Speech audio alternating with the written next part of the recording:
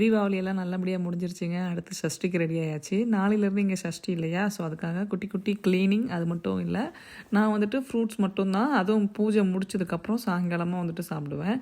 So அதனால் எல்லா பழமும் வாங்கிட்டு வந்து வச்சுட்டேன். இன்னும் ஒரு 6 நாள் முருகரோட சிந்தனைகள் இப்படி தான் நம்மளோட லைஃப் இருக்கும் அப்படின்னு வச்சுக்கோங்களேன். ஸோ இது எதுக்கு நல்லதோ இல்லையோ அப்படின்னு தெரியாதுங்க. ஆனால் மனசில் கம்ப்ளீட் பாசிட்டிவிட்டி, நம்மளை சுற்றி நடக்கிற எல்லா விஷயங்களும் நல்லா தான் நடக்கணும். எப்பயும் நம்ம எல்லோரும் உடல் ஆரோக்கியத்தோட, நீண்ட ஆயுளோட, நிறை செல்வத்தோட, உயர்ப்புகளோடு இருக்கணும் அப்படின்றது மட்டும்தான் இந்த 6 நாளோட பெரிய வேண்டுதலாக இருக்கும். அப்புறம் உங்களை சுற்றி யாருக்காச்சும் குழந்தை இல்லாமல் இருக்காங்க, இல்லை உங்களுக்கு தெரிஞ்சவங்க யாராவது குழந்தை இல்லாமல் இருக்காங்க அப்படின்னா கண்டிப்பாக உங்களோட ப்ரேயரில் அவங்களையும் வச்சுக்கோங்க. நம்ம மற்றவங்களுக்காக வேண்டும் போது அந்த வேண்டுதல் இன்னுமே சிறப்பாக அமையும்னு சொல்லுவாங்க.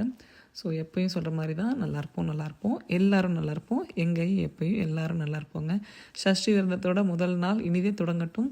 இந்தியாவில் தொடங்கினவங்களாக இருந்தீங்க அப்படின்னா ஹாப்பியாக சந்தோஷமாக இருங்க, ஆரோக்கியமாக இருங்க.